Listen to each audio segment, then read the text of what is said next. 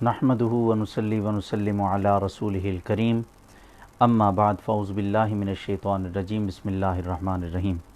سامعین محترم، اس سے پہلے ہم نے 3 نشستوں میں ماتم کے رد پر قرآن مجید، احادیث طیبات اور اہل تشیع کی جو بڑی امہات الکتب ہیں اور ان کے بڑے علماء کے دلائل سے، ان کے حوالوں سے ماتم کا رد کیا اور قرآن مجید کی آیات سے رد کیا، احادیث طیبات سے رد کیا اور اہل تشیع کی کتابوں سے رد کیا۔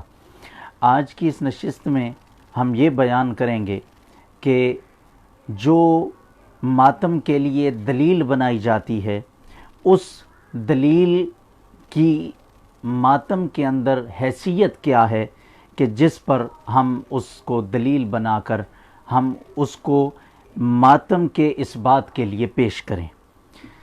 اس میں بغیر وقت ضائع کیے امام محمد بن سعد وہ لکھتے ہیں طبقات الکبریٰ کے اندر، وہ کہتے ہیں انصار کی خواتین اپنے مقتولوں پر رو رہی تھیں، یعنی شہدائے احد پر۔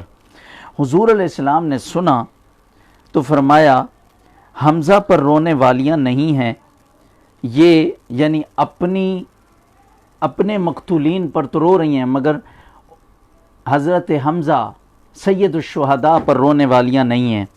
پھر انصار کی خواتین حضور علیہ السلام کے دروازے پر آئیں اور حضرت حمزہ پر رونے لگیں۔ حضور علیہ السلام نے ان کے لیے دعا کی اور فرمایا واپس جائیں۔ آج تک ان کا یہ معمول ہے کہ جب انصار میں سے کوئی شخص مرتا ہے تو ان کی خواتین پہلے حمزہ پر روتی ہیں، پھر اپنی میت پر روتی ہیں۔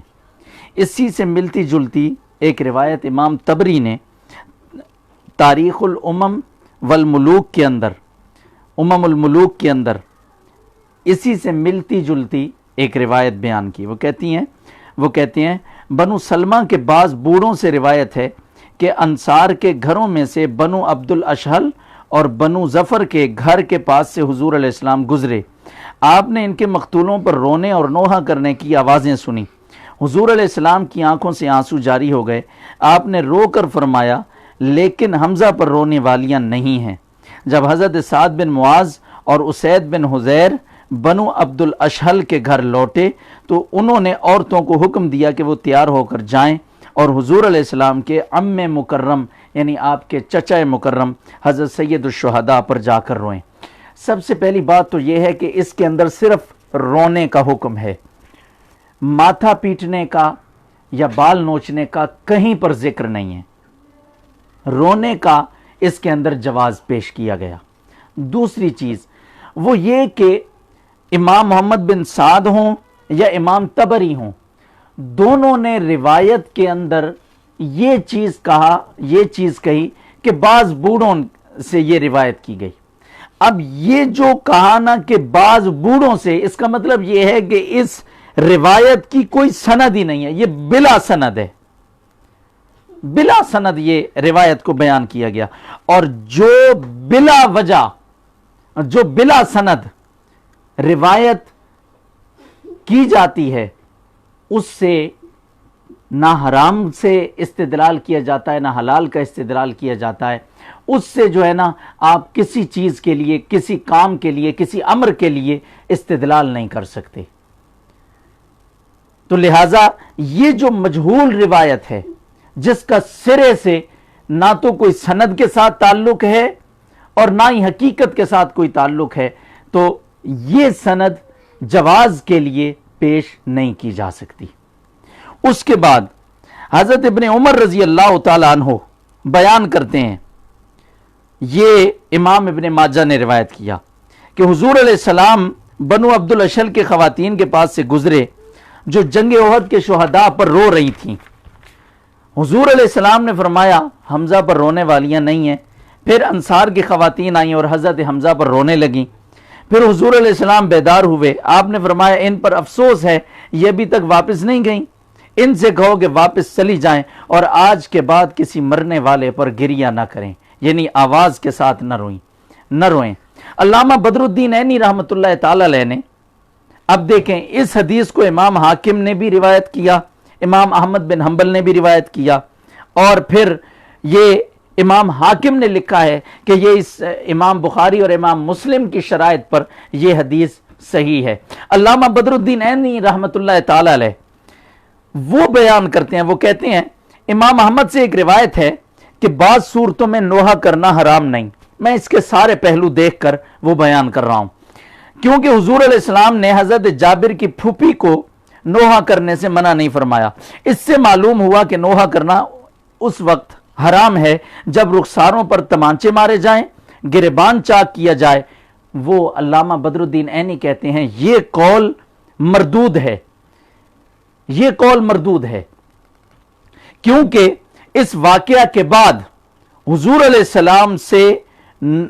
السلام نے نوحہ کرنے سے منع فرما دیا۔ وہ کہتے ہیں کیونکہ یہ احد کا واقعہ ہے اور آپ نے احد میں فرمایا تھا کہ حمزہ کے لیے رونے والیاں نہیں ہیں، لیکن پھر آپ نے اس سے منع فرمایا اور اس پر وعید بیان کی۔ وہ کیا؟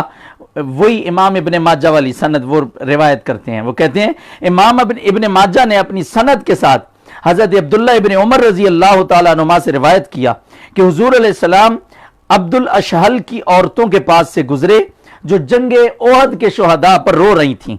حضور علیہ السلام نے فرمایا لیکن حمزہ کے لیے رونے والیاں نہیں ہیں۔ پھر انصار کی عورتیں حضرت حمزہ پر روئیں۔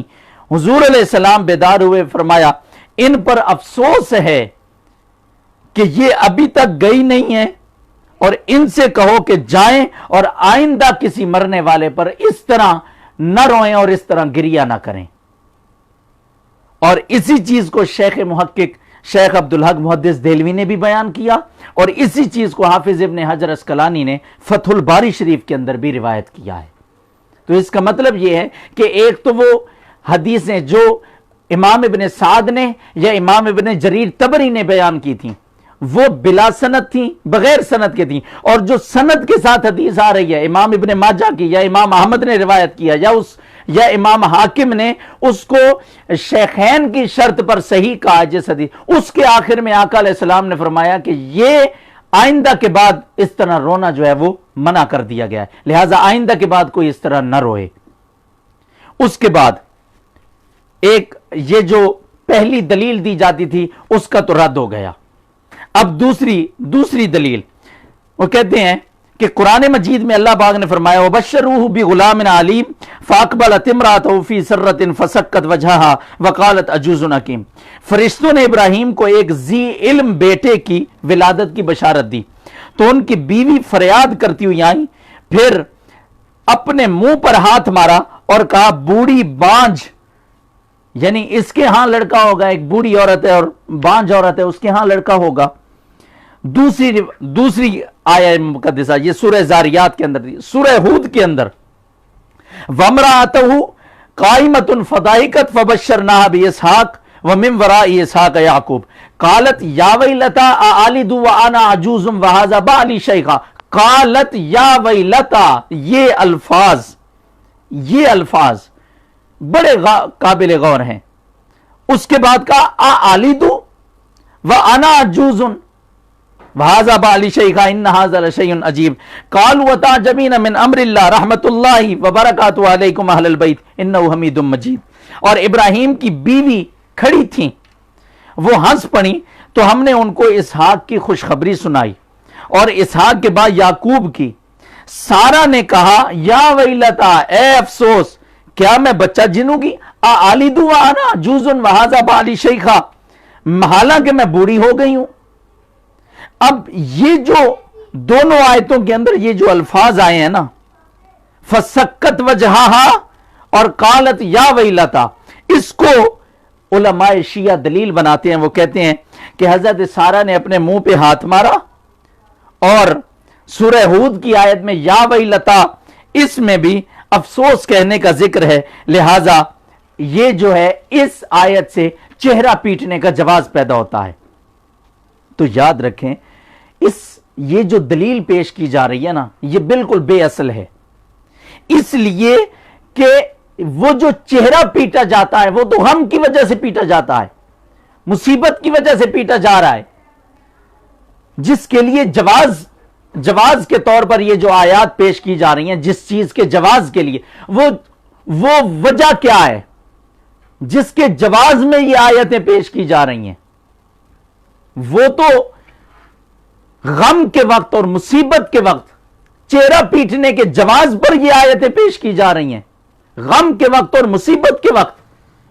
یہاں تو خوشخبریاں مل رہی ہیں، اور خوشخبریاں ملتے ہوئے بھی کوئی غم کرتا ہے؟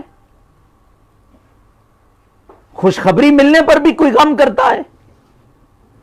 تو اس وجہ سے بھی یہ چیز بے اصل اور بے دلیل ہے، کیونکہ یہ تو خوشی کی وجہ سے منہ پہ ہاتھ مارا جا رہا ہے۔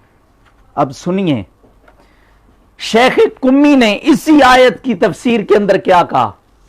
ہمارے مفسرین اہل سنت کے مفسرین کو چھوڑیے، اہل تشیع کے مفسرین کو پڑھیے۔ اہل تشیع کے مفسرین جنہوں نے اس آیت مبارکہ کی، مسئلہ یہ ہے کہ ہمارے ہاں بہت زیادہ شخصیت پرستی پائی جاتی ہے۔ جو ممبر پر بیٹھنے والا کہہ دیتا ہے بس اسی کو حق مان لیا جاتا ہے، خود پڑھنے کی زحمت گوارا نہیں کرتے۔ اگر خود پڑھنے کی زحمت گوارا کریں تو اہل تشیع میں سے کئی لوگ اپنے مذہب سے تائب ہو جائیں، اپنے مکتبہ فکر سے تائب ہو جائیں۔ یہ جو دولت کی لت ہے، دولت کمانا، پیسہ کمانا، اس کی لت میں لوگوں کو غلط راہ پر ڈالتے ہی چلے جا رہے ہیں۔ اب شیخ قمی کیا کہتے ہیں تفسیر قمی کے اندر، جلد 2 صفحہ 330، مطبوعہ مؤسسہ دار الکتابت والنشر قم ایران، وہ کہتے ہیں فسقت وجہ اس کا معنی ہے، مطلب یہ ہے کہ انہوں نے حیا سے ہاتھوں سے اپنے چہرے کو چھپا لیا۔ وہ کہا نا کہ تمہیں بیٹا پیدا ہوگا، تو وہ بوڑھی تھیں، ایجڈ تھیں، تو انہوں نے حیا کی وجہ سے اپنے چہرے کو اپنے ہاتھوں سے چھپا لیا۔ یہ شیخ قمی اہل سنت کا کوئی مفسر نہیں ہے، یہ وہ کہہ رہے ہیں۔ اس کے بعد شیخ ابو جعفر توسی وہ تفسیر تبیان کے اندر لکھتے ہیں، داربت وجہہا تعجباً۔ ابو جعفر توسی وہ کہتے ہیں حضرت سارہ نے تعجب سے اپنے چہرے پر ہاتھ مارا۔ اور جواز کس کے جواز کے لیے، کس چیز کے جواز کے لیے ان آیتوں کو دلیل بنایا گیا تھا؟ ماتم کے لیے۔ ماتم تو غم پہ ہوتا ہے، ماتم تو مصیبت پہ ہوتا ہے۔ آپ کے نزدیک ماتم تو موت پر ہوتا ہے، اور آپ ہی کے مفسر یہ کہہ رہے ہیں کہ انہوں نے تعجب کی وہاں پہ کون سی موت ہو گئی تھی، کون سی مصیبت آ گئی تھی، کون سا غم آ گیا تھا، وہ تو خوشخبری مل رہی تھی۔ اس کے بعد شیخ تبرسی تفسیر مجمع البیان کے اندر لکھتے ہیں، وہ کہتے ہیں یعنی حضرت سارہ نے تعجب سے انگلیوں کو جمع کیا، جمعت اصابعہا فضربت جبینہا تعجباً۔ وہ کہتے ہیں حضرت سارہ نے تعجب سے انگلیوں کو جمع کیا اس طرح اور اپنی پیشانی پر مارا تعجب کرتے ہوئے۔ وہ کہتے ہیں یہ دلیل مقاتل اور قلبی، یہ چیز مقاتل اور قلبی کا قول ہے۔ اسی طرح ملا فتح اللہ کاشانی اس نے بھی منہج الصادقین یا منہج الصادقین اپنی کتاب کے اندر یہ چیز بیان کی۔ تو پتہ یہ چلا کہ علماء شیعہ کے ہاں بھی یہ ماتم کے لیے، ماتم کے جواز کے لیے یا چہرے پیٹنے کے جواز کے لیے ان آیتوں کو دلیل نہیں بنایا جا سکتا۔ اس کے بعد اگلی دلیل جس کو امام بخاری علیہ رحمہ نے حدیث طیبہ ہے وہ انہوں نے تخریج کیا، جس کو علماء شیعہ، جس کو شیعہ لوگ ماتم کی دلیل بناتے ہیں، وہ کہتے ہیں حضرت علی ابن ابی طالب علیہ السلام علیہم السلام وہ بیان کرتے ہیں کہ ایک رات کو حضور علیہ السلام نے حضرت علی کو اور نبی علیہ السلام کی صاحبزادی کو جگایا اور فرمایا کیا تم دونوں نماز نہیں پڑھتے؟ میں نے کہا یا رسول اللہ ہماری روحیں اللہ کے ہاتھ میں ہیں، وہ جب ہم کو اٹھانا چاہتا ہے ہم اٹھ جاتے ہیں۔ سو جب میں نے یہ کہا تو آپ واپس چلے گئے اور مجھے کوئی جواب نہیں دیا۔ پھر میں نے آپ سے سنا، حضور علیہ السلام سے، درآہاں لے کے اس حال میں کہ آپ واپس جا رہے تھے اور اپنے زانوں پر ہاتھ مار رہے تھے اور فرما رہے تھے انسان ہر چیز سے زیادہ جھگڑا کرنے والا ہے۔ اب یہ جو زانوں پر ہاتھ مارنا ہے، جس کے حدیث کے اندر الفاظ ہیں یضرب فخذہ، انہوں نے مارا اپنے زانوں پر، یہ جو الفاظ ہیں نا، ان الفاظ سے زانو پیٹنا اور یہ ماتم کرنے کی ایک دلیل پکڑی جاتی ہے۔ مگر پھر وہی بات کہ ماتم کے لیے اس حدیث کو جواز اس وقت بنایا جا سکتا ہے جب کوئی مصیبت آ جائے، کوئی غم آ جائے یا کوئی موت واقع ہو جائے، اس وقت اس یضرب فخذہ کو دلیل بنایا جا سکتا ہے۔ مگر یہ تو غم کا مقام ہی نہیں تھا، یہ تو آپس میں مکالمہ ہوا اور حضور علیہ السلام نے ازراہ تعجب اپنے زانوں پر ہاتھ مارا کہ وہ جو برجستہ جواب دیا اور اس تعجب اور ناپسندیدگی کی وجہ سے آقا علیہ السلام نے ہاتھ مارا، تو اس میں غم کہاں سے آ گیا، اس میں موت کہاں سے آ گئی، اس میں مصیبت کہاں سے آ گئی؟ اور اگر ہم قرآن مجید کی آیات کو دیکھتے ہیں، احادیث طیبات کو دیکھتے ہیں، نہج البلاغہ کو دیکھیں، امام علی مقام امام حسین رضی اللہ تعالی عنہ کے علیہ السلام کے اقوال کو دیکھتے ہیں جو میں نے کل بیان کیے تھے اس سے پہلی نشست میں، اگر ہم ان کو دیکھتے ہیں تو ان میں صرف کتنے مصیبت آئے، غم آئے، موت جیسی مصیبت آ جائے تو فرمایا کہ اس وقت انا للہ و انا الیہ راجعون پڑھو۔ یہ تو امام علی مقام کا بھی یہی فیصلہ ہے، تاجدار کائنات کا یہی فیصلہ ہے، یہی فیصلہ مولا علی المرتضیٰ کا ہے۔ جب انہوں نے حضرت مولا حسین علیہ السلام نے جب اپنی بیبیوں کو، اپنی ہمشیراؤں کو، ان پاک بیبیوں کو جو تلقین کی تھی صبر کرنے کی، تو یہاں پر بھی یضرب فخذہ، ان الفاظ کو بھی ماتم کے جواز کے لیے پیش نہیں کیا جا سکتا۔ کیوں؟ اب اسی کا عکس، اسی کے متضاد، عکس سے مراد اس کا متضاد حضرت مولا علی شیر خدا رضی اللہ تعالیٰ عنہ کا قول جو میں نے غالباً اس سے پچھلی نشست میں بیان کیا، حضرت مولا علی فرماتے ہیں جس شخص نے مصیبت کے وقت اپنے زانوں پر ہاتھ مارا تو کیا ہوگا؟ فرمایا اس کا عمل ضائع کر دیا جائے گا۔ اب آپ امام بخاری کی بات نہ مانو، یہ نہج البلاغہ کا قول پیش کر رہا ہوں، امام بخاری کی بات نہ مانو، اور نہیں مانتے علماء اہل سنت کی کتابیں آپ کہتے ہیں، آپ امام مسلم کی بات نہ مانو، کسی کی بات نہ مانو، مولا علی کے محب ہونے کا دعویٰ کرتے ہیں آپ، امام حسین کا محب ہونے کا دعویٰ، اہل بیت کا محب ہونے کا دعویٰ آپ کا ہے، تو اہل بیت تو خود صبر کے وقت تلقین کر رہے ہیں، مصیبت کے وقت کہ صبر کرو، صبر کی تلقین کی جا رہی ہے، اور ہم اس کو ماتم کے لیے دلیل اور ماتم کے جواز کے لیے اس سے استدلال کرتے پھرتے ہیں، تو یہ تو انتہائی افسوس کی بات ہے۔ اس کے بعد امام مالک ایک روایت کرتے ہیں، اب یہ جو پیش کی جاتی ہے نا، یہ حدیث جو ابھی میں سنانے لگا ہوں، اس حدیث کا بھی حال ملاحظہ کیجئے گا۔ حضرت سعید بن مسیب رضی اللہ تعالیٰ عنہ، وہ یہ تابعی ہیں، یہ بیان کرتے ہیں، اور اس حدیث کو امام مالک نے روایت کیا کہ ایک اعرابی حضور علیہ السلام کی خدمت میں حاضر ہوا اور اس نے اپنا چہرہ پیٹا، سینے پر تھپڑ مارا اور اپنے بال نوچے، اور وہ کہہ کیا رہا تھا کہ یا رسول اللہ میں نے رمضان کا روزہ رکھا ہوا تھا اور میں اپنی عورت پر واقع ہو گیا، یعنی میں نے مباشرت کر لی، جمع کر لیا تو روزہ ٹوٹ گیا، تو پھر حضور علیہ السلام نے اس کا جو ہے نا وہ ایک کفارہ آپ نے ارشاد فرمایا تو پھر آگے اس کا سارا معاملہ یہ امام مالک نے موطا امام مالک کے اندر روایت کیا. اب اس کے اندر یہ جو الفاظ ہے نا کہ اس شخص نے آ کر اپنے سینے پر تھپڑ مارا اور اپنے بال نوچے، اس چیز کو جواز کے لیے پیش کیا جاتا ہے، ماتم کے جواز کے لیے دلیل بنایا جاتا ہے. اب سنیے سب سے پہلی بات تو یہ کہ یہ حدیث قرآن کے واضح فرمان کے ساتھ ٹکرا رہی ہے. کہا اسبرو، صبر کرو، اور ماتم کرنا یہ صبر کی ضد ہے.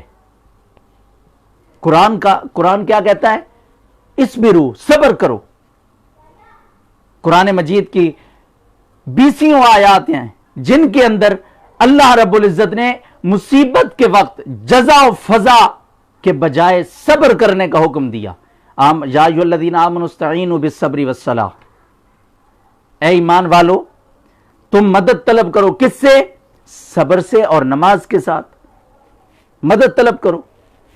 اسی طرح یا ایھا الذین آمنوا اصبروا وصابروا، اسبرو کا لفظ آ گیا، اے ایمان والو صبر کرو.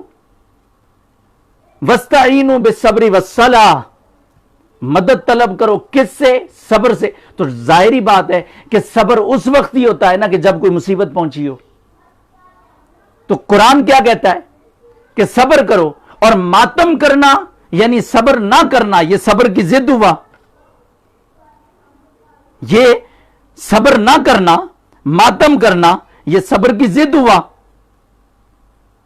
تو اب قرآن مجید کی روح سے تو یہ حرام ہے، اور پھر جب قرآن مجید کی یہ آیت سامنے ہے اور پھر امام مالک کی یہ جو روایت ہے، ان دونوں کا جب ٹکراؤ ہوتا ہے تو امام مالک کی روایت مرسل ہے جو قرآن کی نص قطعی کے ساتھ ٹکرانے اور یا اس سے متصادم ہونے کی صلاحیت ہی نہیں رکھتی. لہذا اب قرآن مجید کے عمومی حکم پر حکم لگایا جائے گا، اس سے استدلال کیا جائے گا. اب یہ تو تھا امام مالک کی روایت کا حال کہ وہ قرآن سے ٹکرانے کی صلاحیت نہیں رکھتی. اب آگے سنیے، امام بخاری اور امام مسلم نے بھی اور دیگر کتب صحاح میں بھی یہ واقعہ صحیح سند کے ساتھ موجود ہے، مگر اس کے اندر سینے پر تھپڑ مارنا یہ کہیں منقول نہیں ہے، کہیں بیان نہیں کیا گیا. جب امام مالک نے اس کو بیان کیا تو یہ اصلاً اس کی سند منقطع ہے. تو یہ منقطع سند اور صحیح سند یہ اب اہل علم کو پتا ہے کہ منقطع کون سی ہوتی ہے. اب وقت نہیں ہے، میں اتنی لمبی ڈیٹیل میں نہیں جاؤں گا. یہ اصول حدیث کی بحث ہے، یہ علم الحدیث کی بحث ہے. تو منقطع کبھی بھی حدیث صحیح حدیث کے مقابلے میں نہیں آ سکتی. صحیح حدیث کو جو ہے نا وہ ترجیح ہوگی. اور تیسری کہ جب تحریم اور اباحت یعنی کسی چیز کا حرام ہونا اور کسی چیز کا مباح ہونا، جب ان کے اندر تعارض آ جائے، اب احادیث صحیحہ میں بال نوچنے سے منع کیا گیا، تھپڑ مارنے سے منع کیا گیا، اپنے چہرے پر اپنے سینے کو پیٹنے سے منع کیا گیا. میں نے پچھلی نشست میں ساری چیزیں بیان کر دی تھی. اور اس حدیث کے اندر اب دیکھیں کہ یہ جو منقطع روایت ہے جس کو امام مالک نے روایت کیا، اس کے اندر اباحت جو ہے نا وہ سینے پر تھپڑ مارنے کی اور چہرے کو نوچنے کی اور بالوں کو نوچنے کی جو روایت آ رہی ہے، اس کے اندر یہ چہرہ نوچنا، بالوں کو نوچنا، اس کی اباحت آ رہی ہے.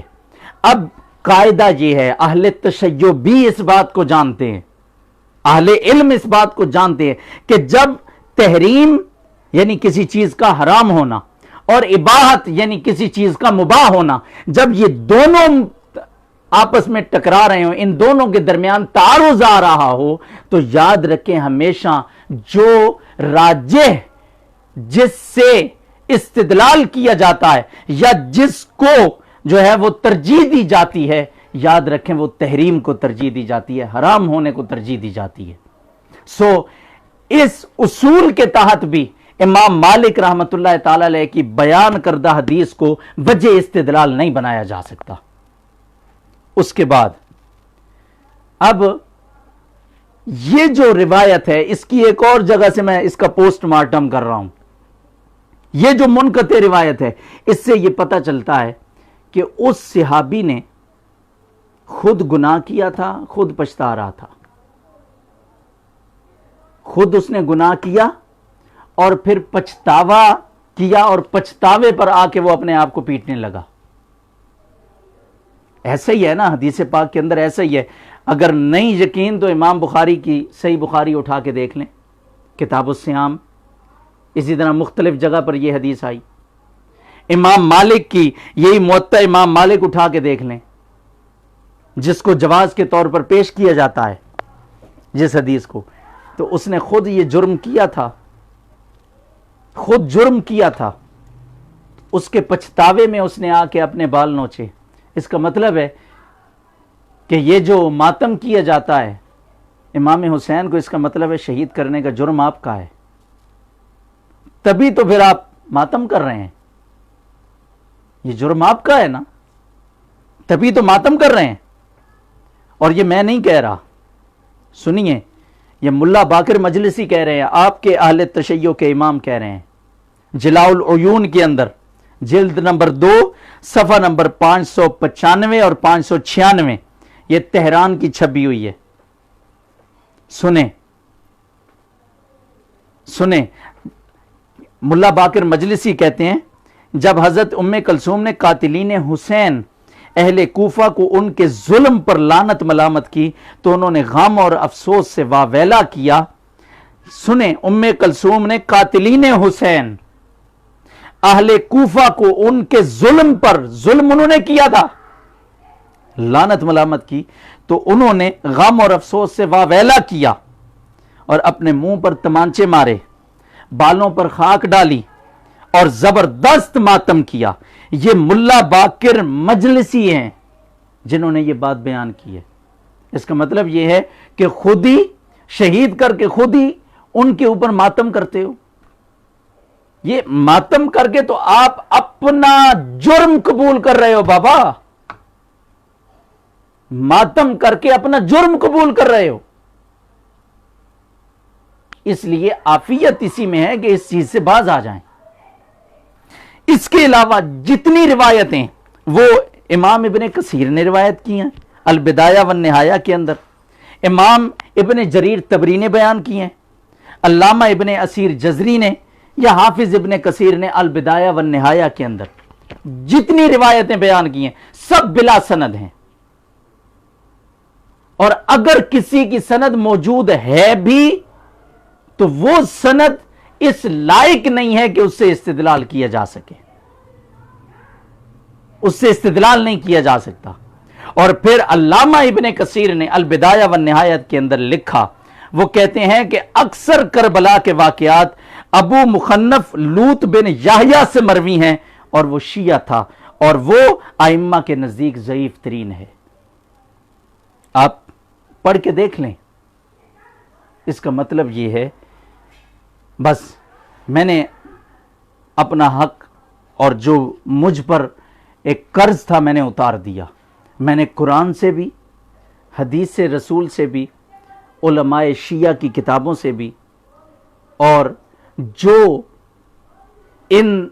اس ماتم کے جواز پر جو روایتیں دلیل کے طور پر پیش کی جاتی ہیں ان کا بھی سب کا رد کر دیا۔ میں نے اپنا قرض اتار دیا ہے۔ نصیحت یہ کروں گا کہ قرآن مجید کو جس طرح اس کے پڑھنے کا حق ہے اس طرح پڑھ کر سمجھیں، حدیث پاک کو جس طرح پڑھنے کا حق ہے اس طرح پڑھ کے سمجھیں، تو انشاءاللہ آپ پر حق واضح ہو جائے گا۔ اب یہ بات کرنے کا مقصد کیا ہے؟ مقصد یہ ہے کہ شخصیت پرستی چھوڑ دیں، کچھ اپنی عقل کو استعمال کریں۔ اللہ نے آپ کو بھی فہم دیا ہے، شعور دیا ہے، ادراک دیا ہے۔ سب قصے کہانیاں یہ جتنی اہل تشیع کی یہ جو بنائی ہوئی ہیں نا، جو کبھی سیدنا ابو بکر صدیق پر تبرہ، بلا وجہ، بلا اصل اور بغیر سند کے سیدنا عمر فاروق رضی اللہ تعالیٰ عنہ پر تبرہ، اور ان پر تبرہ کرتے ہوئے، ان شیخین کریمین پر تبرہ کرتے ہوئے، حضرت ابوبکر صدیق اور حضرت عمر فاروق کو برا بھلا کہتے ہوئے آپ تو حضرت علی کی غیرت کو للکار دیتے ہیں، آپ تو سیدہ کائنات کی غیرت کو للکار دیتے ہیں۔ امام علی مقام، امام حسین، امام حسن علیہم السلام کی، ان تمام اہل بیت اطہار کی، سیدنا عباس رضی اللہ تعالیٰ عنہ علیہ السلام، ان کی غیرت کو للکار دیتے ہیں۔ خدارا میری گزارش ہے محرم کے ان دنوں میں آپ کو بیمار کربلا سید سجاد کا واسطہ، شخصیت پرستی چھوڑیں، قرآن مجید کو صحیح معنوں میں پڑھیں، سمجھیں اور اپنا شعور بیدار کریں، عقل، فہم و فراست کو کام میں لائیں، اللہ نے عطا کی ہے، اس کو کام میں لائیں، انشاءاللہ العزیز حق واضح ہو جائے گا۔ اللہ رب العزت ہم سب کو حق سمجھنے کی، اس پر عمل کرنے کی توفیق عطا فرمائے۔ وآخر دعوایا ان الحمدللہ رب العالمین۔